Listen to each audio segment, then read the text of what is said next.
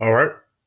Shalom. First and foremost, I want to give all praise, honor, and glory to Yahweh, Bahashem, Yahweh Shai, Bahashem, Rakah, Kodash. I want to give double honors to my apostles and elders, great millstone, who teach very well. While not the truth from me, salutation out there to the hopeful elect, who continue to push this truth in our truth, faith, and sincerity. And also shalom to the many children who sincerely believe upon the words of Yahweh, Bahashem, Yahweh Shai. And today, man, just basically getting on, the times that we are in, man. Because the times that we're coming in is the times like never before, man. Let's go ahead and hold that in the book of Daniel, the 12th chapter. Because at the end of the day, the spirit of the Lord is being made manifest throughout the planet Earth, man. And how is it being made manifest through these different plagues, these different uproars, man? Because as bad, the worse it get, the closer we get to the end, man. So let's go ahead and start off right there in the book of Daniel. This is the book of Daniel, 12 and verse 1. And at that time shall Michael stand up, the great prince, which standeth for the children of thy people, and there shall be a time of trouble, such as never was since there was a nation. So the times that we're coming in is the times like never before, man. It's getting to a point when it's going to be global chaos. No matter where you go, guess what? All hell is going to be breaking loose, man. No matter where you go, these devils are going to try to force that thing upon you, man. Read this again.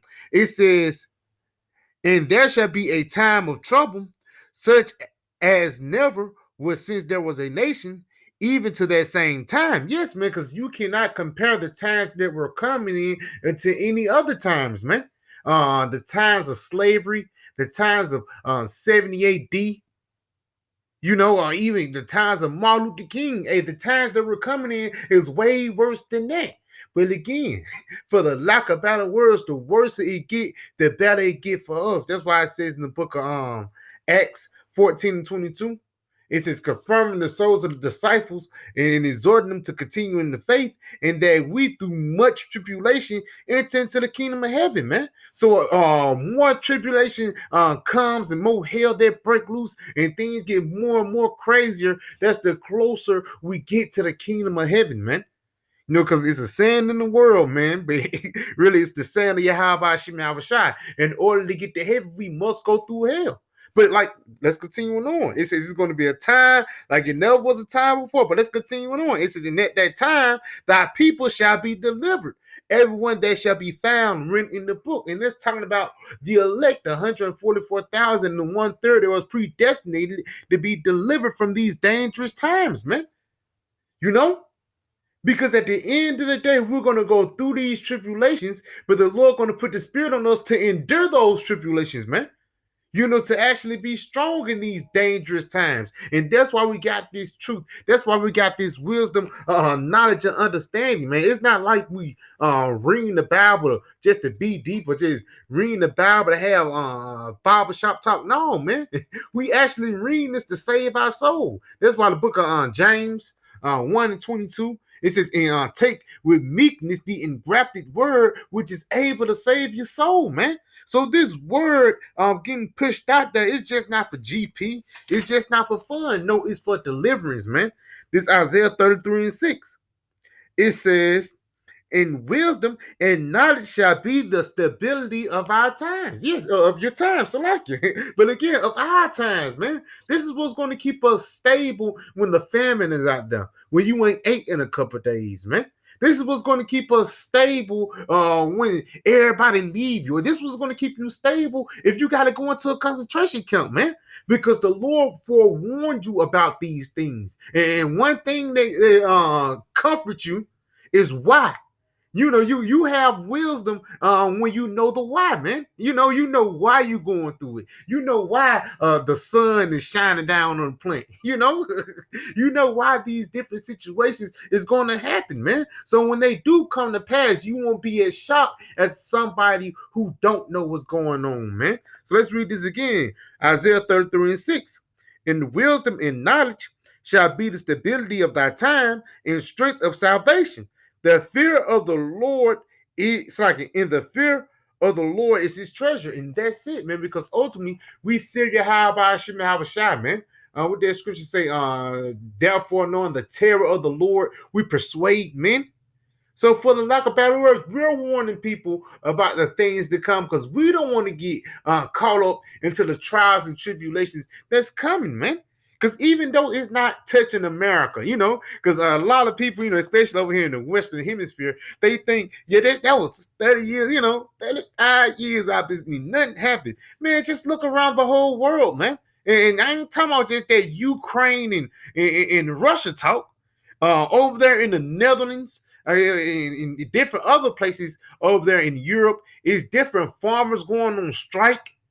They are already predicting the famine next year. And that's all the part of biblical prophecy coming to pass, man. Let's read this real quick in 2nd Ezra 9, because a part of you watching is you watching the whole thing. You just can't be watching 63rd in Chicago, man, and thinking the whole world run off that. You just can't be watching America, man. For lack of better words, every day news is coming out, man. Every day information is coming about things going wrong, whether it be a famine, whether it be a lack of bread, whether it be people getting gunned down, getting unalived. That's the new word. People getting unalived now. But that's just the spirit of the Lord happening. And just because it's not happening in your local neighborhood, guess what is coming? Read this real quick. And he answered me then and said, measure thou the time diligently in itself.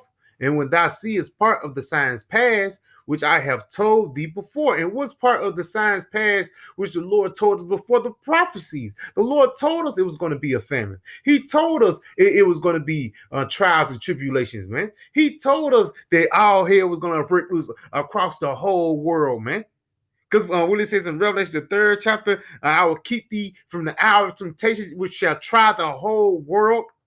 Which means, wait, it's just not going to be designated to America, man. Even motherfuckers in Europe is going to get tested with that thing, man. Read this again. It says, and when thou seest part of the signs past, part of the what? Part of the prophecies past, which I have told thee before, then thou shalt understand. Yes, man. Because once you see something and you understand why that thing is happening or why that thing is there, you understand now. It's a sense of comfort, man.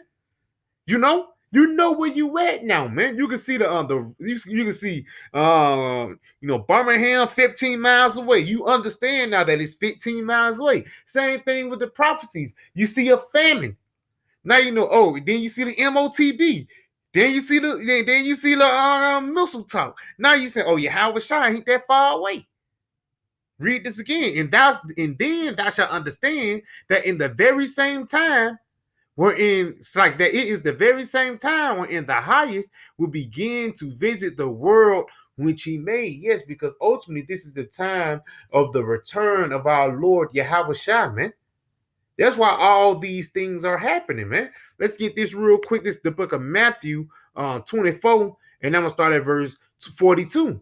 It says, watch therefore, for you know not what hour your Lord doth come. And right there, man. Because like it says, this is when the highest is coming to visit the earth. It's talking about Yahweh Shai, man.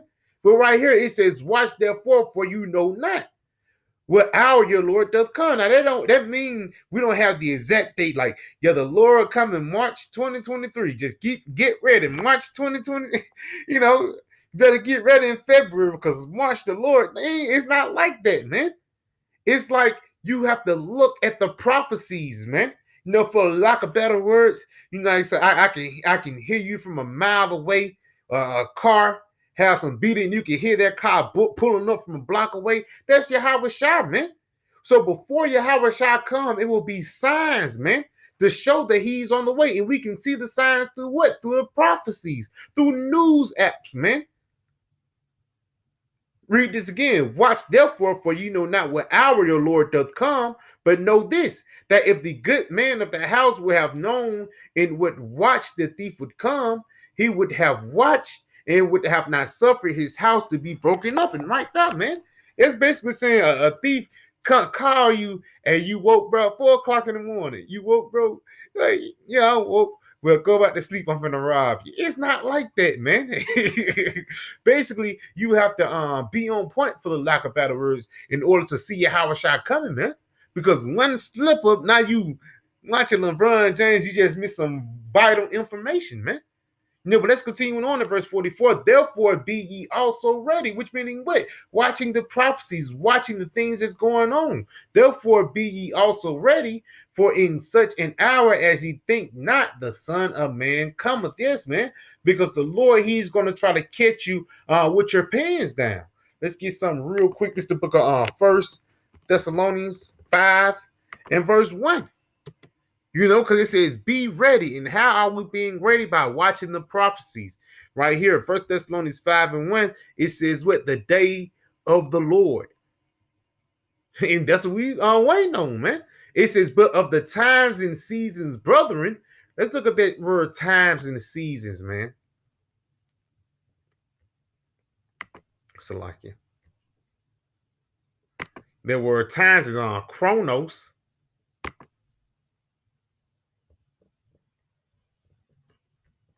I think that's Karios. I think the season is Karios. Karios. Something like that. Let's look up the word times first.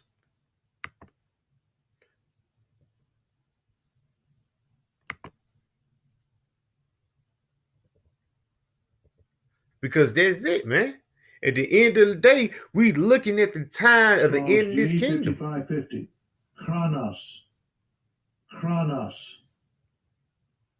Chronos. It says time either long or short. And we already know that Esau have a short time. But let's go to the word seasons. That's what I think I want right there. Because right here it says end of the time and of the seasons, brethren. Basically, the end of this kingdom, the end of this rulership. That's what we're searching for, man. That's why all hell is breaking loose, because it is the latter end of the kingdom of Esau. Strong's G 2540, Kairos. Mm-hmm. Right here, Kairos. Right here, do measure. Going back to that second Ezra, measure thy time diligently, man. So this word seasons in the Greek, kairos, it means do measure, man. So it says of the time and seasons, brethren, you have no need I write unto you. Why? Because we have been measuring the time diligently. Right here, let's continue on. Measure of time, measure the time diligently. A larger or smaller portion of time, hence a fixed, indefinite time. Right here, the time when things are brought to crisis. Yes, man. And it's a global crisis that's finna get ready to sneak upon the planet Earth. It's this opportune or seasonable time, right time, a limited period of time, to what time bring, the state of time, the things of events of time. So basically, we already know what it means. A due measure, man. That's what that word seasons mean. In 1 Thessalonians, let's go back and read it. 1 Thessalonians 5 and verse 1, but of the times and seasons, brethren, ye have no need I write unto you. Why? Because you have been measuring the time diligently, man. It says, for yourselves know perfectly that the day of the Lord so cometh after as a thief in the night. So you have been using that tape measure. It's 5 3/8, boss. 5 3/8. You can read the lines, because when you unfamiliar with a tape measure, it can be tricky. Somebody could say, let me get 5 1/16. And you like, oh snap.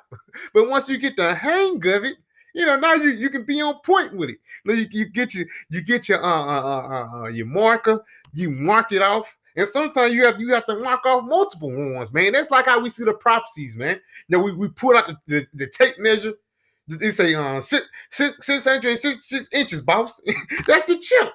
We see that and we mark it. Then we cut the board, man. Read this again. For yourselves know perfectly that the day of the Lord so cometh as a thief in the night.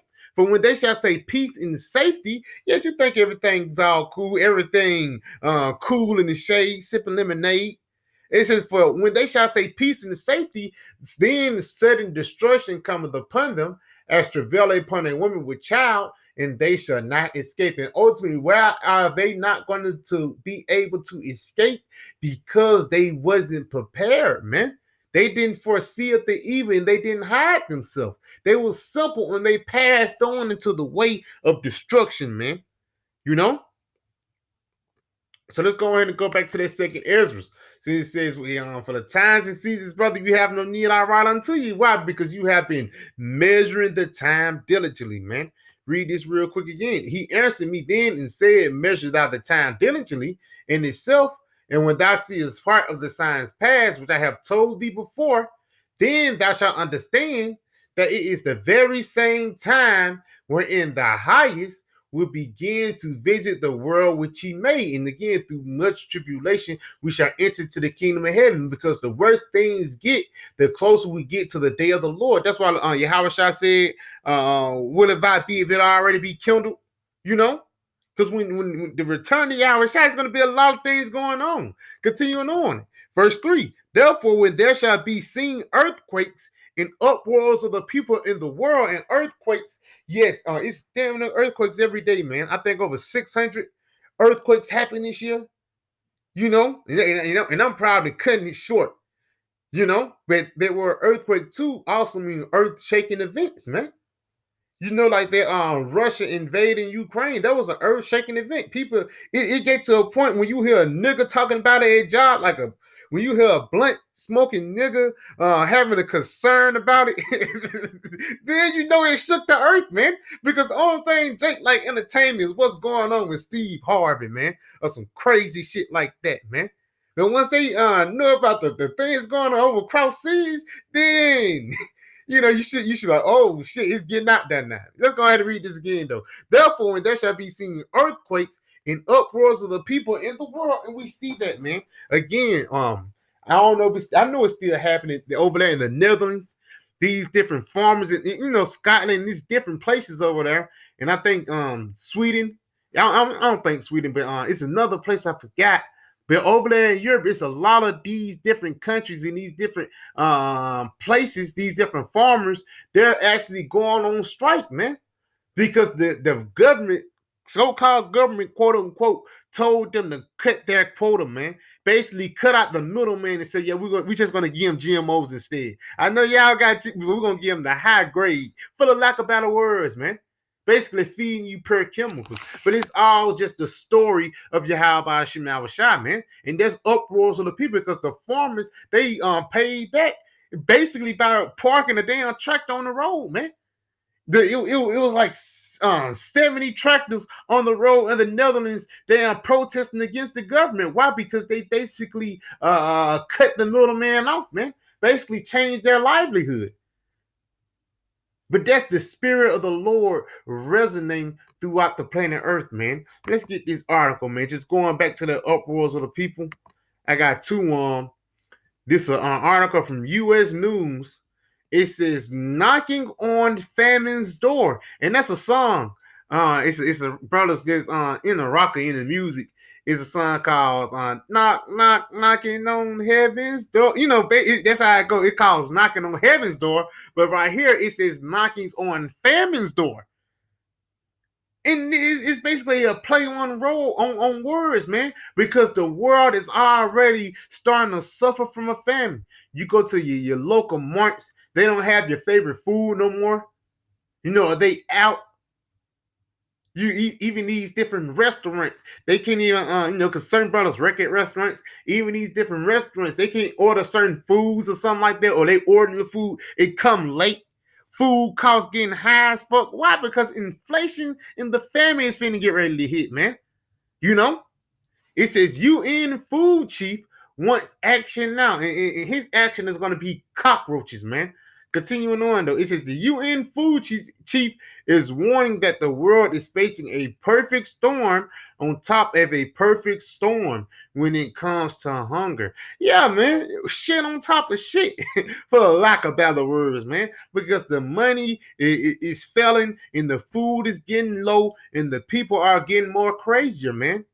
Especially the motherfuckers who got that thing in them, that jab. Let's continue on, though.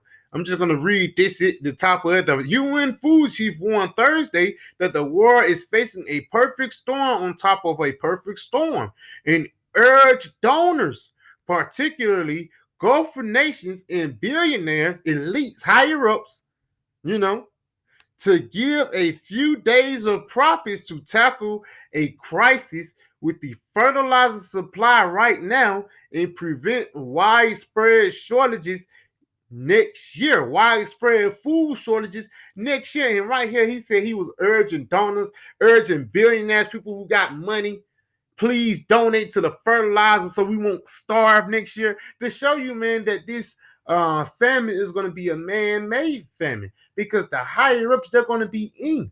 And also, we're going to be in. What the scripture say, thy servant shall eat, and ye shall be hungry. Let's go ahead and get that real quick, man. Because that's the spirit, because it's always two sides of a coin, man.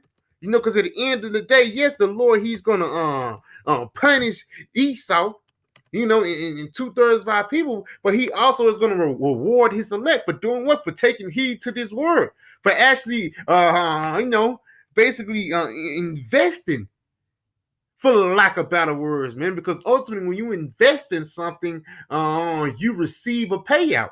And that payout that we want to receive is what? Deliverance, man. That expected end. Isaiah 65 and verse 13. Therefore, thus saith the Lord, behold, my servant shall eat, and ye shall be hungry. Who are the ones that's going to be hungry? The ones that wasn't watching, man.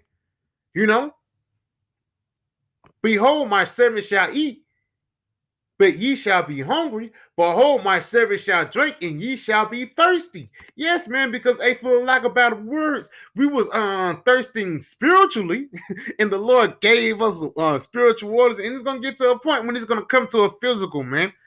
We was hungry, we was thirsty spiritually, and the Lord fed us with this word. And it's gonna get to a point when it be made in the physical, man. It says, behold, my servant shall rejoice. Why are we going to rejoice? Because we're going to, for lack of better words, when the Lord do certain deliverance and the Lord do certain things, especially in that time, it ain't nothing you're going to, it's going to be a point you ain't going to have no words except call Allah Yahweh Shema Shai, man. It's going to get to a point when you're going to do nothing but praise Yahweh Shema Shai, especially when you be down bad, man. Because even though, we be down bad sometimes on this side, but hey, man, it ain't going to be nothing compared. We really got it easy. The light's still on. You can still flush the toilet. You can still flick the lights. You still got AC. It's going to get to a point when things are going to get turned upside down, and you're going to have to basically plug into the Lord. But let's read this again, though. My servant shall rejoice. And again, why we're going to rejoice? Because we're going to see the prophecies. But ye shall be ashamed. Who are the ones who's going to be ashamed? The ones that love this world, that love this society, man, that love Esau. Let's get that real quick. This is the book of 2nd Ezra, 15 and verse 14. It says, woe to the world and them that dwell therein. You go into that word woe. The word woe means destruction, man. So the Lord said destruction upon the whole world, and it says in them that dwell therein. You go into the word dwell, it means the people that's in the same mindset, in the same pattern, man. It says in them that dwell therein, for the sword and their destruction draweth nigh. Yes, the end. Because the end of Esau is the end of you niggas' fun too, man. Niggas going out, it's been, I know down south, it's been a new thing when niggas been obsessed with cars, man. Loud motors, you know what I'm saying? Ramming up the engine. And this has been a big thing now. And I think, the water you how about Shema, I think a couple niggas died. I know a woman died. She ended up getting put to death out there. And I think a couple, Jake got arrested, things like that. And I think Jake got a car accident or something like that, got injured real bad, But that's a part of their destruction draweth now, because it's only going to get worse, man, for the people who love this society.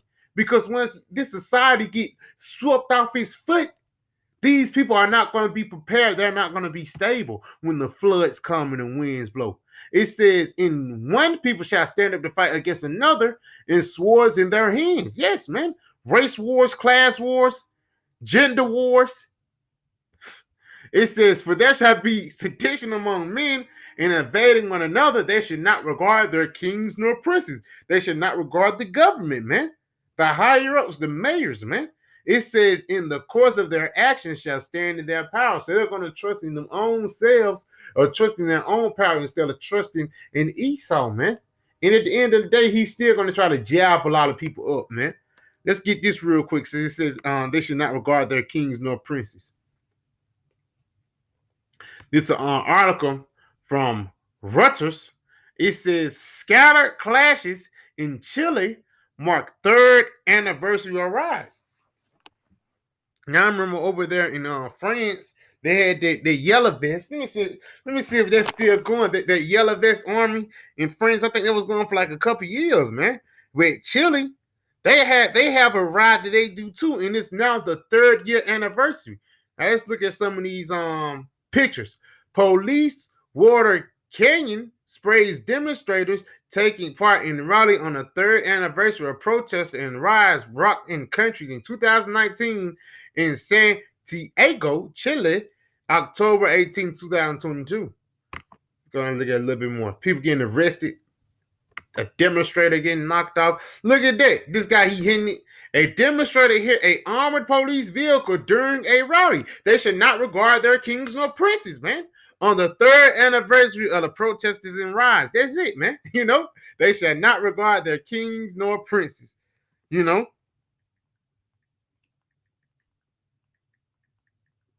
And again, this has been happening for 3 years, man. This thing with Chile happening for 3 years. I'm trying to look it up. Let me see if they're France. Let me see. I think France stopped theirs. But I think France stopped the Yellow Vest Army. But I know for brothers who was keeping up with it, they was going 2-3 years straight, man. People just protesting this, basically saying, "Fuck this place, man. Fuck this society." Nah, I ain't gonna really go on. Let's read this real quick. Just this quick point. In the capital of Santiago, hooded protesters lit fires, threw rocks at police, including in the area surrounding Plaza Bagueto, the epicenter of the 2019 riots, while police respond with gas and water cannons. So basically, they're not regarding their kings or princes. It's all hell breaking loose throughout the whole planet Earth. It's just not designated to one area, just not designated to the Americas. Because the one I just pulled out over here is over there in Europe, and the thing over there in Ukraine. So we're coming closer to the end, brothers. So just keep strong and endure to the end. I want to say, call Halayim La Yahweh, Bahashim Yahweh Shai, Bahashim Rakak Wadash, Shalom.